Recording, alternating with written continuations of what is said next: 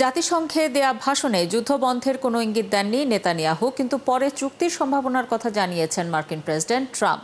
তবে ভরসা পাচ্ছেন না গাজার মানুষ। এদিকে নিউ ইয়র্কের জাতিসংঘ সদর দপ্তরের সামনে হাজার হাজার মানুষ ফিলিস্তিনের পক্ষে সমাবেশ করেছেন। অন্যদিকে ইরানের পারমাণবিক স্থাপনায় ইসরায়েল হামলা চালাবে না এমন নিশ্চয়তা চেয়েছেন দেশটির প্রেসিডেন্ট মাসুদ পেজেশকিয়ান। জানাবো, নাইজেরিয়ার একটি খনি ধসে শতাধিক শ্রমিকের মৃত্যুর আশঙ্কা তৈরি হয়েছে সেই খবরও।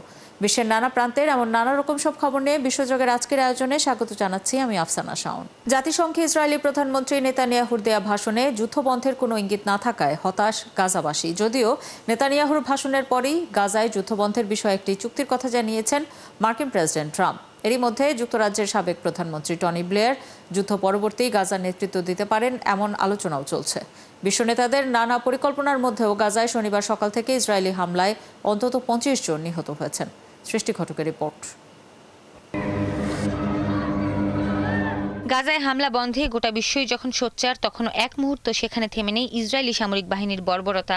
শনিবার সকাল থেকে সেখানে চলছে ইসরায়েলি হামলা। এর আগে শুক্রবার গাজার আল উয়াইদা সড়ক, 7ই শরণার্থী ক্যাম্প এবং নাসের এলাকায় ব্যাপক হামলা চালায় ইসরায়েলি সেনারা। পূর্ব সতর্কতা ছাড়াই হামলা চালানো হয় রিমাল এলাকাতেও।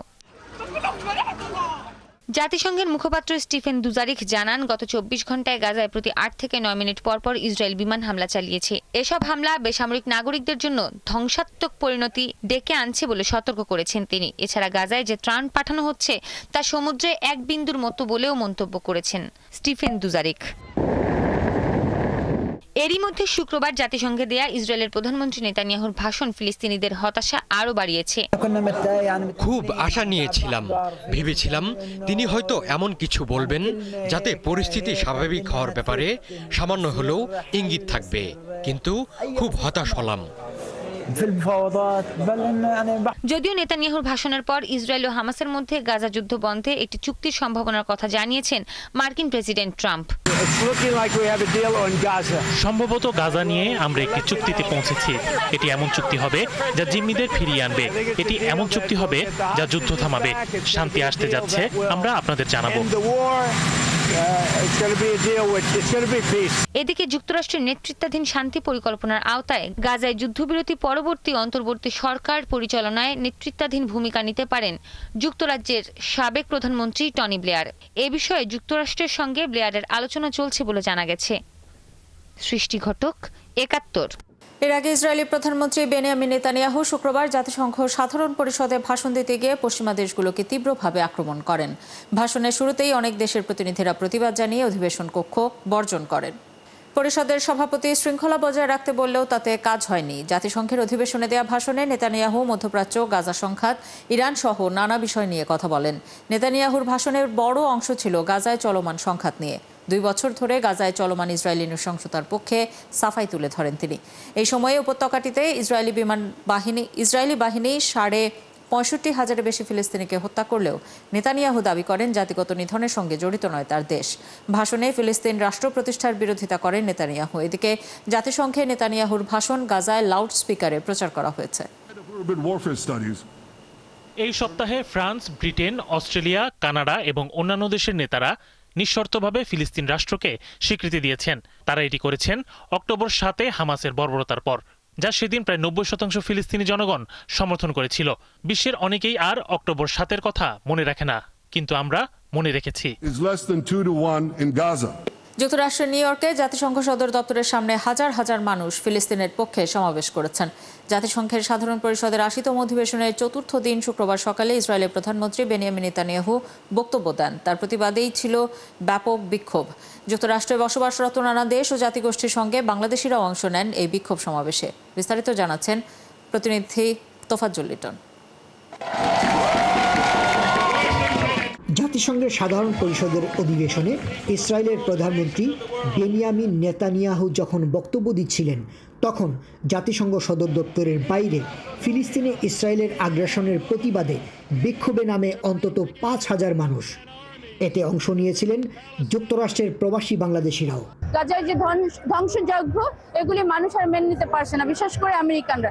আপনি দেখছেন এই 5,000-এর উপরে যে নিউ ইয়র্কাররা তাদের কাজ বাদ দিয়ে আজকে চলে আসছে শুধুমাত্র প্রতিবাদ করার জন্য।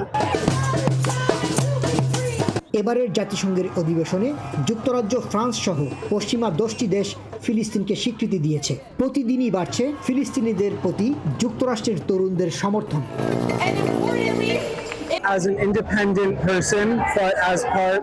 আমি একজন স্বতন্ত্র মানুষ হিসেবে এখানে এসেছি ফিলিস্তিনের পক্ষে দাঁড়াতে। একজন আইরিশ হিসেবে আমি এখানে এসেছি গাজায় যুদ্ধ বন্ধের পক্ষে কথা বলতে। শুধু ফিলিস্তিনে গণহত্যা নয়, আমেরিকায় যাদের উপর নির্যাতন করা হচ্ছে, ফিলিস্তিনকে সমর্থন করতে আমি তাদের পক্ষেও কথা বলতে এসেছি। ইসরায়েলি বাহিনী 65,500-এর বেশি ফিলিস্তিনিকে হত্যা করেছে। এই বিক্ষোভে অনেক ইহুদি ধর্মাবলম্বী মানুষও ফিলিস্তিনকে সমর্থন করতে এসেছিলেন। আবার হামাসের হাতে জিম্মিদের ফিরিয়ে আনার দাবিতে একই জায়গায় বিক্ষোভ করেন যুক্তরাষ্ট্র প্রবাসী ইসরায়েলরাও। আমরা এই দেশে জিহাদ চাই না, শরিয়া আইন চাই না, আমরা শান্তি চাই। আমরা এই যুদ্ধ বন্ধের পক্ষে নই, আমরা এর স্থায়ী সমাধান চাই। আমরা চাই হামাস আত্মসমর্পণ করুক। আমরা স্থায়ী শান্তির জন্য লড়াই করে যাব। ফিলিস্তিনে চলমান আগ্রাসনের জন্য বিশ্বব্যাপী নিন্দা ও আন্তর্জাতিক অপরাধ আদালতের গ্রেফতারি পরোয়ানা জারি হয়েছে ইসরায়েলের প্রধানমন্ত্রীর বিরুদ্ধে। এবার আন্তর্জাতিক চাপের মুখে শিগগিরই এই যুদ্ধ বন্ধ হয়ে বিশ্বে শান্তি নেমে আসবে বলে প্রত্যাশা এখানে জড়ো হওয়া সবার। তোফাজ্জল লিটন, ৭১, জাতিসংঘ সদর দপ্তর, নিউ ইয়র্ক।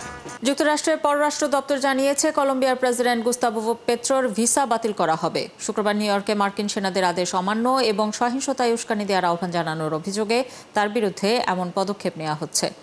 এক্সে দেয়া এক পোস্টে পররাষ্ট্র দপ্তর জানায়, বেপরোয়া ও উস্কানিমূলক কর্মকাণ্ডের কারণে পেট্রোর ভিসা বাতিল করা হচ্ছে। জাতিসংঘ সদর দপ্তরের বাইরে এক সমাবেশে পেট্রো যুক্তরাষ্ট্রের সেনাদের প্রতি আহ্বান জানান যে তারা মার্কিন প্রেসিডেন্ট ট্রাম্পের নির্দেশ যেন না মানেন। নিউ ইয়র্কে তার ভাষণের পর তার কার্যালয় বা কলম্বিয়ার পররাষ্ট্র মন্ত্রণালয় এ বিষয়ে তাৎক্ষণিক কোনো মন্তব্য করেনি। জাতিসংঘে দেয়া ভাষণে পেট্রো আরও বলেন, গাজায় গণহত্যায় ট্রাম্প সহযোগী। এছাড়া ক্যারিবীয় সাগরে মাদকবাহী সন্দেহভাজন নৌকায় মার্কিন ক্ষেপণাস্ত্র হামলার জন্য ট্রাম্পের বিরুদ্ধে অপরাধমূলক তদন্ত হওয়া উচিত বলেও মন্তব্য করেন পেট্রো। ফিলিস্তিনকে এখনই রাষ্ট্র হিসেবে স্বীকৃতি দিচ্ছে না নিউজিল্যান্ড। জাতিসংঘে দেয়া ভাষণে একথা জানিয়েছেন দেশটির পররাষ্ট্রমন্ত্রী উইনস্টন পিটার্স। বলেন, এখন রাষ্ট্রের স্বীকৃতি না দিলেও দ্বিরাষ্ট্র সমাধানের বিষয়ে সমর্থনের প্রতিশ্রুতিবদ্ধ নিউজিল্যান্ড। প্রায় 2 বছর ধরে লড়াই চলছে, এখনো জিম্মিদের মুক্তি দেয়নি হামাস। এরই মধ্যে 150টির বেশি দেশ ফিলিস্তিনকে স্বীকৃতি দিয়েছে। সেখানে নিউজিল্যান্ডের স্বীকৃতি দেয়া বা না দেয়ায় বড় কোনো প্রভাব পড়বে না। এখনো আমরা প্রস্তুত নই। অধিকৃত পশ্চিম তীরে ইসরায়েলের অবৈধ বসতি স্থাপন কার্যক্রম থেকে লাভবান হচ্ছে 150টিরও বেশি কোম্পানি। জাতিসংঘ ইসরায়েলি বসতিতে কার্যক্রম চালানো কোম্পানিগুলোর হালনাগাদ ডেটাবেস প্রকাশ করেছে। জাতিসংঘের মানবাধিকার কার্যালয়ে প্রকাশিত তালিকায় থাকা 11 দেশের 158টি প্রতিষ্ঠান অন্তর্ভুক্ত রয়েছে। এই কোম্পানিগুলোর মধ্যে আছে এয়ারবিএনবি, বুকিং.com, এক্সপিডিয়া এবং ট্রিপঅ্যাডভাইজারও। এসব প্রতিষ্ঠানের আন্তর্জাতিক বিচার আদালত কর্তৃক অবৈধ ঘোষিত বসতিগুলোতে কার্যক্রম পরিচালনা করছে। যদিও কোম্পানিগুলোর বেশিরভাগই ইসরায়েলি, তবে তালিকায় যুক্তরাষ্ট্র, কানাডা, চীন, ফ্রান্স ও জার্মানিতে নিবন্ধিত বহুজাতিক প্রতিষ্ঠানও আছে। জাতিসংঘের প্রতিবেদনটিতে বলা হয়েছে, ব্যবসা প্রতিষ্ঠানগুলোয় উচিত মানবাধিকার লঙ্ঘনকে উস্কে দেয়া থেকে বিরত থাকা। ইসরায়েল 1967 সালের যুদ্ধের পর পশ্চিম তীর দখল করে। এরপর থেকে তারা সেখানে বসতি সম্প্রসারণ অব্যাহত রেখেছে। জাতিসংঘের সাধারণ পরিষদের অধিবেশনে পাকিস্তানের প্রধানমন্ত্রী শেহবাজ শরীফ বলেছেন, ভারত তাদের ভূখণ্ড ও সাধারণ মানুষের উপর হামলা চালিয়েছিল। শুক্রবার জাতিসংঘে দেয়া শেহবাজের ভাষণে বেশিরভাগ অংশই জুড়েই ছিল পাকিস্তান ও ভারতের সাম্প্রতিক সংঘাত নিয়ে। তিনি বলেন, এপ্রিলে জম্মু কাশ্মীরের পেহেলগামে হামলার পর পাকিস্তান ভারতকে সূক্ষ্ম তদন্তে সহায়তার প্রস্তাব দিয়েছিল, কিন্তু এই প্রস্তাব প্রত্যাখ্যান করে ভারত পাকিস্তানি ভূখণ্ডে হামলা চালায়। ভারতের হামলার জবাবে পাকিস্তান হামলা চালায় জানিয়ে শেহবাজ বলেন, পাকিস্তানের আত্মরক্ষার অধিকার রয়েছে। তিনি বলেন, ভারত আমাদের এই জবাব কখনো ভুলবে না। এছাড়া সিন্ধু নদ চুক্তি লঙ্ঘনকে পাকিস্তান যুদ্ধ হিসেবে বিবেচনা করবে বলেও মন্তব্য করেন শেহবাজ। ভারত রাজনৈতিক খেলা খেলছে বলেও জাতিসংঘে অভিযোগ করেন পাক প্রধানমন্ত্রী। এগুলোর পাশাপাশি ইসরায়েল ফিলিস্তিন দ্বন্দ্ব ও পাকিস্তানের বন্যা নিয়েও কথা বলেন শেহবাজ শরীফ। বাংলাদেশে পুশিন করা 2 পরিবারের 6 জনকে আগামী 4 সপ্তাহের মধ্যে ফেরত আনতে নির্দেশ দিয়েছেন ভারতের কলকাতার হাইকোর্ট। পরিবার দুটোর সদস্যদের রিট পিটিশনের ভিত্তিতে এমন নির্দেশনা দেওয়া হয় শুক্রবার। বাংলাদেশে পাঠানো 6 জন কলকাতার বীরভূমের বাসিন্দা এবং ভারতীয় নাগরিক। সংবাদ মাধ্যম দ্য হিন্দু জানিয়েছে, বধূ শেখ, তার মেয়ে সোনালী খাতুন শেখ, তার মেয়ের জামাই দানিশ শেখ এবং অপ্রাপ্তবয়স্ক নাতিকে ফেরত আনার দাবিতে আদালতে পিটিশন করেন। এছাড়াও আমির খান, তার বোন সুইটি বিবি, তার ছেলে কোরবান শেখ এবং ইমাম দেওয়ানকে ফেরত আনার দাবিতে পিটিশন করেন। কলকাতা হাইকোর্টের ডিভিশন বেঞ্চ তাদের নাগরিকত্বের বিষয়ে চূড়ান্ত কোনো সিদ্ধান্ত দেননি, তবে এ বিষয়ে জোর দিয়েছেন যে আইনানুগ প্রক্রিয়া পুরোপুরি উপেক্ষা করা হয়েছে। ভারতে শুক্রবার লাদাখ পুলিশের হাতে গ্রেপ্তার হয়েছেন দেশটির খ্যাতিমান পরিবেশ কর্মী সোনাম ওয়াংচুক। এর 2 দিন আগে লেহতে 6ষ্ঠ তফসিলের অন্তর্ভুক্তির দাবিতে হওয়া আন্দোলন সহিংস হয়ে ওঠে। শুক্রবার দুপুর 2:30টায় সংবাদ সম্মেলনে যোগ দেওয়ার কথা থাকলেও তার আগেই তাকে আটক করা হয়। পরিবেশ কর্মী ও উদ্ভাবক ওয়াংচুক লাদাখের পূর্ণ রাজ্যের মর্যাদা ও উপজাতিদের অধিকার রক্ষায় কেন্দ্রশাসিত অঞ্চলের 6ষ্ঠ তফসিলে অন্তর্ভুক্তির দাবিতে আন্দোলনের নেতৃত্ব দিয়ে আসছিলেন। লেহতে ইন্টারনেট সেবাও স্থগিত করা হয়েছে।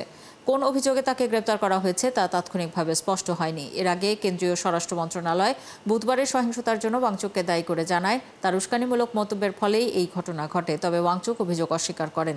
এর আগে আর্থিক অনিয়মের অভিযোগে স্বরাষ্ট্র মন্ত্রণালয় বৃহস্পতিবার সোনাম ওয়াংচুকের নেতৃত্বাধীন NGO students educational and cultural movement of Ladakh FCR এর লাইসেন্স বাতিল করে। সুপার টাইফুন রাগাসার পর এবার নতুন ঘূর্ণিঝড় বুয়ালয়ের কবলে পড়েছে ফিলিপাইন। স্থানীয় সময় শুক্রবার দেশটির বিভিন্ন শহরে আঘাত এনেছে ঝড়টি। এতে অন্তত 4 জনের মৃত্যুর খবর পাওয়া গেছে। ক্ষতিগ্রস্ত হয়েছে বহু ঘরবাড়ি। শুরুতে প্রবল শক্তিশালী থাকলেও এদিন সকালে ঘূর্ণিঝড় বুয়ালয় দুর্বল হয়ে সাধারণ ঝড়ে পরিণত হয়। তবে এর প্রভাবে প্রবল বৃষ্টিপাতে বহু এলাকা প্লাবিত হয়েছে। উপকূলবর্তী এলাকা থেকে আগেই নিরাপদ আশ্রয়ে সরানো হয় 4 লাখ বাসিন্দাকে। ঘরবাড়ি ভেঙে পড়ায় অনেক পরিবার এখন আশ্রয় নিয়েছে আশ্রয় কেন্দ্রে।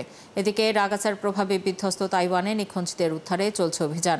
স্থানীয় সময় সোমবার বিকেল 3টার দিকে সুপার টাইফুন রাগাসা ঘন্টায় 230 কিলোমিটার গতিতে ফিলিপাইনের কাগায়ান প্রদেশের পানুইটান দ্বীপে আঘাত হানে। এই ছিল আজকের আয়োজনে। বিশ্বের নানা প্রান্তের নানা রকম সব খবর নিয়ে কাল সকাল 9:30টায় আবারও হাজির হবে বিশ্বযোগ। চোখ রাখুন 71-এর ফেসবুক পেজে এবং সাবস্ক্রাইব করুন 71-এর ইউটিউব চ্যানেল। 71-এর সাথেই থাকুন।